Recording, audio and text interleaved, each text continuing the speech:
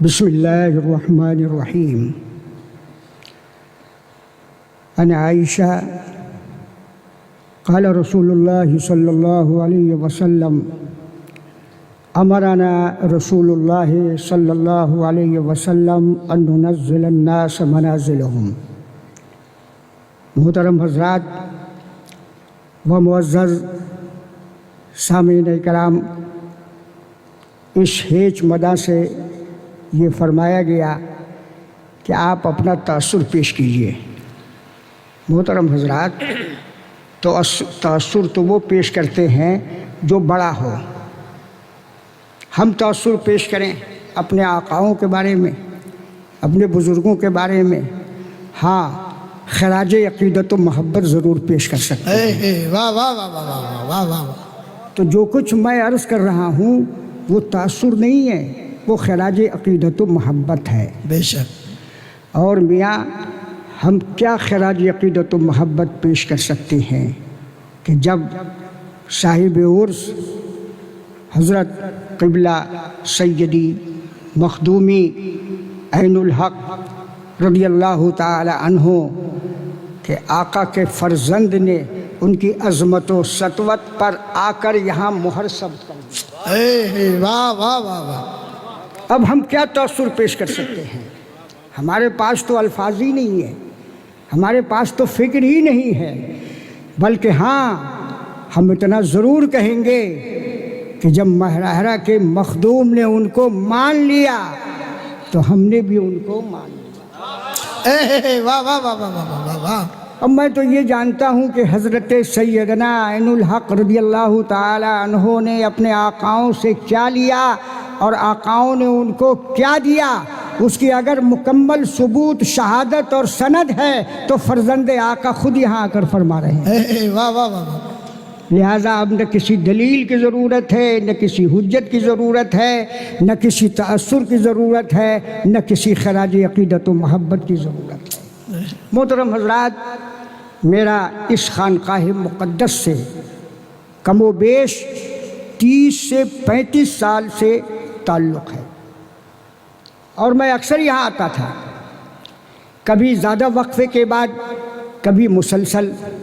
جب حضرت علامہ مفتی محدث وسید الحق صاحب رحمۃ اللہ تعالی علیہ زیر تعلیم تھے اور حضرت علامہ مولانا خواجہ صاحب یہاں ان کے استاذ تھے، اس وقت بھی میں آیا، اور اس وقت بھی حضرت قبلہ صاحب سجادہ بچے تھے. اس دور سے میں نے اس خانقاہ کو دیکھا ہے، اور فخر کے ساتھ اور انشراح صدر کے ساتھ ہر جگہ یہ بیان کیا ہے کہ جب خانقاہ قادریہ بدایوں کا یہ عالم ہے تو مارہرہ شریف کا عالم ہے. واہ واہ واہ. حضرت تاجدار اہل سنت کی مہمان نوازی، ضیافت، کسی کے آنے پر خندہ پیشانی اور ان کا اعزاز اور ان کا اکرام، میں یہ سمجھتا ہوں کہ یہ تصوف کی روح بھی ہے اور یہ تصوف کی جان بھی ہے. بے شک. سبحان اللہ سبحان اللہ. بڑے بڑی خانقاہوں میں گیا، بڑے بڑے مدرسوں میں گیا، کوئی پوچھنے والا نہیں، کوئی گھاس ڈالنے والا نہیں، اور ڈنکا پیٹا جا رہا ہے نہ جانے کس کس لقب اور کس کس بات کا. لیکن ہم نے یہ دیکھا کہ تاجدار اہل سنت کی بارگاہ میں جو آ گیا اس نے مکمل عملی تصویر دیکھی. من عجز رفع.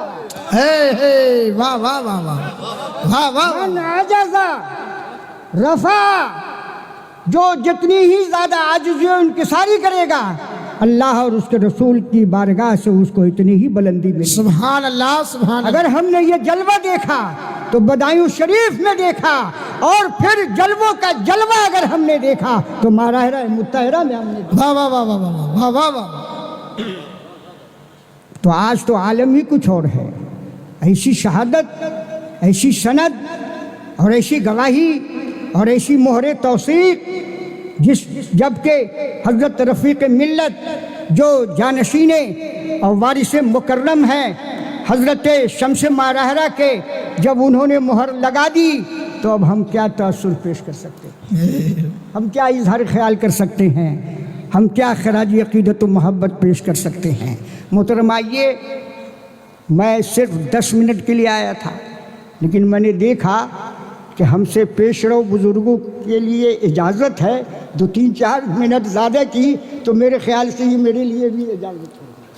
محترم حضرات، آئیے تابع تابعین کے بعد توجہ چاہیے، معلومات میں اضافہ کیجیے۔ تابع تابعین کے بعد جب اسلامی کام، اسلامی حدود، اسلامی سلطنت، علماء اور مشائخ کے کام بڑھ گئے تو تابع تابعین کے بعد کام بانٹ لیا گیا۔ کچھ علماء ایسے ہوئے جو خانقاہ میں رہ کر اسلام کی خدمت کرتے تھے، ان کو مشائخ کہتے تھے، اور کچھ علماء ایسے ہوئے جو درسگاہ میں رہ کر اسلام کی خدمت کریں، ان کو علماء کہتے رہے۔ چنانچہ جو مشائخ تھے ان کی یادگار حضرت غوث الاعظم ہیں، حضرت خواجہ معین الدین چشتی اجمیری ہیں، حضرت جنید بغدادی ہیں، حضرت شبلی ہیں، حضرت شمس ماہرہ ہیں، اور جو مدرسوں میں رہ کر اسلام کی خدمت انجام دے تھے، ان میں جو شخصیات مشہور و معروف ہوئی وہ تو بہت ہیں۔ حضرت سیدنا امام غزالی ہیں، حضرت سیدنا امام رازی ہیں، ایسے شخصیات۔ لیکن آئیے، خانقاہ میں جو رہ کر اسلام کی خدمت کی، انہوں نے تصوف کی اصطلاح میں طریقت کی خدمت کی، اور مدرسوں میں رہ کر جنہوں نے اسلام کی خدمت کی وہ تصوف کی اصطلاح میں شریعت کی خدمت کی۔ لیکن آئیے میں آپ کو بتاؤں کہ شریعت اور طریقت کیا چیز ہے۔ شریعت نام ہے قانون کا، طریقت نام ہے عمل کا۔ درسگاہوں سے قانون ملتا ہے اور خانقاہوں سے عمل ملتا ہے۔ جو شریعت کا کام کرتا ہے وہ طریقت سے الگ نہیں ہوتا، اور جو طریقت کا کام کرتا ہے وہ شریعت سے الگ نہیں ہوتا۔ لیکن آج خانقاہ قادریہ ہو، خانقاہ برکاتیہ ہو، یہ مجمع ہے خانقاہ اور درسگاہ کا۔ یہاں سے شریعت بھی ملتی ہے اور یہاں سے طریقت بھی ملتی ہے۔ نعرہ تکبیر، نعرہ رسالت، نعرہ غوث، عرس قادری، عرس قادری، حضور رفیق ملت، حضور صاحب سجادہ، حضور سیدی مخدومی مولائی آقائی حضرت رفیق ملت سے معذرت چاہتے ہوئے ایک بات عرض کروں گا۔ آج بڑے جھگڑے ہیں مشائخ اور علماء میں۔ مشائخ الگ اپنا نظام چلا رہے ہیں، علماء الگ اپنا نظام چلا رہے ہیں۔ لہٰذا مشائخ اور علماء نے یہ سوچا کہ بھائی ہم عالم درسگاہوں میں رہ رہے ہیں اور ہم جن کو پڑھاتے ہیں وہ خانقاہوں میں جا کر پیر صاحب سے مرید ہو جاتے ہیں، لہٰذا پیرا مریدی بھی تم شروع کر دو، پیرا مریدی بھی تم شروع کر دو، تاکہ جن کو تم پڑھا رہے ہو وہ کہیں اور جا کے مرید نہ ہو، وہ ہم سے مرید ہو۔ اب بہت سارے خانقاہ کے مشائخ نے دیکھا کہ اچھا مرید ہمارا، لیکن جو زکوٰۃ کا مال نکالتا ہے وہ مدرسوں میں جا کر دیتا ہے، لہذا تم مدرسہ بھی قائم کر دو۔ سمجھ رہے کہ نہیں؟ یہ جھگڑے ہیں، یہ اختلاف ہے، یہ انتشار ہے۔ تو اس کا نتیجہ کیا ہوا کہ نہ مشائخ صحیح اپنا کام کر پا رہے ہیں، نہ علماء اپنا صحیح کام کر پا رہے ہیں۔ لیکن آج بھی ایسی خانقاہیں اور ایسی درسگاہیں ہیں جن کے بارے میں ہم فخر کے ساتھ کہہ سکتے ہیں کہ اگر وہ ایک طرف مشائخ کا تاج رکھتے ہیں تو دوسری طرف علماء کی سند بھی رکھتے ہیں۔ واہ واہ واہ واہ واہ واہ۔ یہاں شریعت کا بھی کام کرنے والے مشائخ ہیں اور وہی طریقت کا کام کرنے والے علماء بھی ہیں، جس کی زندہ جاوید مثال ماہرہ متحرہ ہے اور یہ خانقاہ قادریہ ہے۔ یہاں شریعت بھی ملتی ہے، طریقت بھی ملتی ہے، مشائخ بھی ملتے ہیں، علماء بھی ملتے ہیں، یہاں کوئی جھگڑا نہیں ہے پیرا مریدی اور خانقاہ اور درسگاہ کا، بلکہ جو خانقاہ والے ہیں وہ درسگاہ والے ہیں، اور جو درسگاہ والے ہیں وہ خانقاہ والے ہیں۔ اگر تم کو عالم بننا ہے تو یہاں آ جاؤ، ماراہرہ چلے جاؤ، اگر پیر اور مشائخ کے صف میں آنا ہے تو یہاں آ جاؤ اور ماراہرہ متحرہ چلے جاؤ، یہاں تو دونوں جام پلائے جاتے ہیں، شریعت کے جام بھی اور طریقت کے جام بھی۔ واہ واہ واہ واہ واہ واہ واہ۔ اور میں صحیح بات ہے کہ میں عرض کروں اور بڑے فخر کے ساتھ عرض کرتا ہوں، اب معلوم نہیں لوگ اس کو کیوں چھپاتے ہیں، کسی سے ڈرتے ہیں یا خوف کرتے ہیں، لیکن حضرت رفیق ملت کی دعاؤں سے تو میں تھوڑا بہت مناظرہ کر لیتا ہوں، لہٰذا مناظرانہ فکر بھی رکھتا ہوں، میں نہیں ڈرتا ہوں۔ سیدنا امام احمد رضا فاضل بریلوی رضی اللہ تعالی عنہ پیر مرشد کی تلاش میں نکلے تھے، پیر مل جائے، واہ مرشد مل جائیں، بے شک۔ اور اس وقت شہر علم کی تاجدار حضرت علامہ عبد القادر بدایونی تاج الفہول کی ذات گرامی تھی، واہ ان واہ کی بارگاہ میں آئے مجدد اعظم، مجدد اکبر، صاحب تصانیف کثیرہ، جہاں بڑے بڑے علماء نے زانوِ ادب طے کیا، اور جس پٹنہ شریف کی نمائندگی کر رہے ہیں حضرت علامہ مولانا سید سیف الدین صاحب، پٹنہ کی سرزمین پر تمام خانقاہیوں نے اعلیٰ حضرت کو مجدد کا خطاب دیا، اور جنہوں نے کتنا شاندار تأثر آپ کے سامنے پیش کیا، ان کو بھی اگر پیر کی تلاش ہوئی تو کہیں اور نہیں گئے، اسی خانقاہ قادریہ میں۔ واہ واہ واہ واہ واہ، سبحان اللہ سبحان اللہ۔ لیکن تصور کیجئے اور سمجھنے کی کوشش کیجئے کہ اتنا بڑا جید عالم جب اس خانقاہ قادریہ میں آ جاتا تو حضرت تاج الفہول تو موقع کو غنیمت سمجھتے، ارے جلدی آؤ، دیر کرنے کی ضرورت نہیں ہے، کہیں ایسا نہ ہو یہ کسی دوسرے پیرخانے میں پہنچ جائے، کسی دوسرے خانقاہ میں اتنے چلے جائیں، آؤ آؤ جلدی آؤ۔ نہیں، سبحان اللہ، ماشاء اللہ، آپ جہاں علم کے پہاڑ تھے، اور اگر اعلیٰ حضرت فاضل بریلوی اور حضرت تاج الفہول کے تعلق سے گفتگو کی جائے تو بحث بڑی طویل ہو جائے گی، بہت ساری کتابوں کو چھاننا پڑے گا اور اسے بیان کرنا پڑے گا۔ حضرت علامہ عبد القادر تاج الفہول بلوث شخصیت کا نام ہے، علم کے سمندر تھے، علم کے پہاڑ تھے، شریعت کے تاجدار تھے، طریقت کے نامور بادشاہ وقت تھے۔ انہوں نے کہا کہ نہیں مولانا احمد رضا خان، تم کو تو وہیں سے ملے گا جہاں سے مجھے ملا، واہ واہ واہ، تو وہیں سے ملے گا جہاں سے مجھے ملا ہے، اور جہاں سے میرا حصہ تھا وہی تمہارا حصہ ہے، چلو چلو۔ کہاں لے گئے؟ ماراہرہ متحرہ، اور اپنے پیر زادے کے دامن سے ان کو وابستہ کرا دیا۔ سبحان اللہ۔ معلوم کیا ہوا؟ بریلی سے چلے بدایوں آئے، اور بدایوں سے چلے تو ماراہرہ شریف آ گئے، تو اب ضرورت اس بات کی ہے کہ جہاں ماراہرہ کا ذکر ہو تو وہیں بدایوں کا بھی ذکر ہونا چاہیے، اور جہاں بریلی کا ذکر ہو وہی بدایوں کا بھی ذکر ہونا چاہیے، اس لیے کہ بیچ کی کڑی جب آپ نکال دیں گے تو نہ یہ مکمل رہے گا نہ وہ مکمل رہے گا۔ واہ واہ واہ واہ واہ واہ واہ واہ واہ واہ واہ، نعرہ تکبیر، نعرہ رسالت، نعرہ خاص، عرس قادری، فیضان شمس مہرانہ، فیضان اعلیٰ حضرت تاج الفہول، نعرہ تکبیر۔ اس کو مکمل کرنے کے لیے بدایوں کا ذکر کرنا پڑے گا۔ واہ واہ۔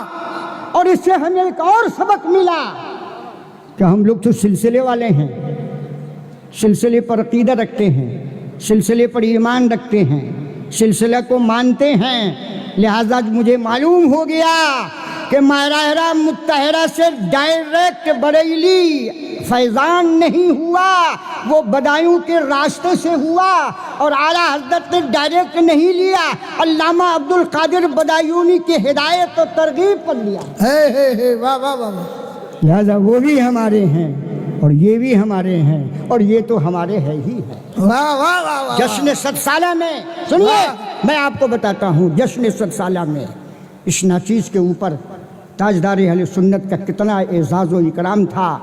حضرت قبلہ صاحب سجادہ کو کم یاد ہوگا، ان کا بچپنا تھا۔ جشن 100 سالہ میں خاص طور پر حضرت نے مجھے مدعو کیا۔ اب پہلے اجلاس میں صرف 2 خطاب ہوا، ایک اس ناچیز کا، ایک غازی ملت مولانا سید ہاشمی صاحب کا، 2 ہی تقریر ہوئی۔ اس تقریر میں ہم نے یہ کہا تھا کہ سواد اعظم حق ہے، سواد اعظم حق ہے، سواد اعظم حق ہے۔ اگر سواد اعظم ماہرہ متحرہ کا نام ہے تو اس کا ایک ستون بدایوں ہے اور دوسرا ستون بریلی ہے۔ کیا بات ہے!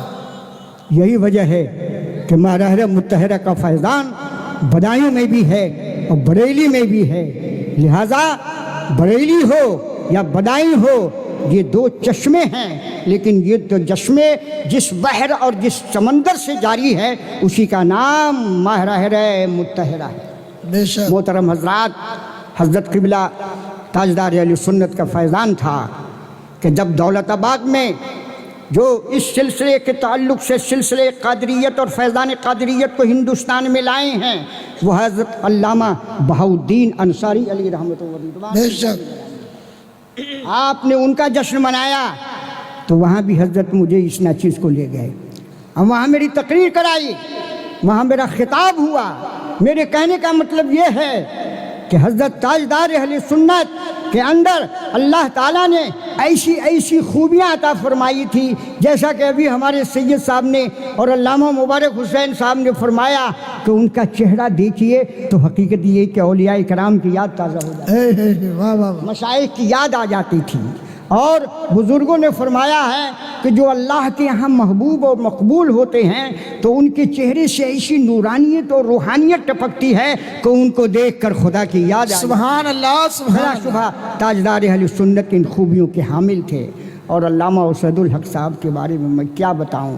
حقیقت یہ ہے کہ جب ان کا ذکر آتا ہے تو آنکھوں میں خون کے آنسو آ جاتے ہیں، لیکن یقین مانیے کہ اس کم عمری میں، اس جواں سالی میں اللہ تعالیٰ نے ان کو علم کا سمندر بنایا تھا، اور ان کے اندر حدیث، فقہ، کلام، تحقیق اور تدقیق یہ ساری چیزیں ان کے اندر تھی، اور ساتھ ہی ساتھ وہ اپنی خاندانی روایت کے لحاظ سے عالم ظاہر بھی تھے اور شیخ باطن بھی تھے۔ وہ جہاں ہیں اللہ تعالیٰ کی جوار رحمت میں ہیں، اللہ تعالیٰ ان کے درجات کو بلند فرمائے اور ان کے فیوز و برکات کو دنیا میں پھیلائے، اور ان کا سچا پکا جانشین ان کے برادر اصغر کو بنائیں۔ اور بنائیں گے کیا؟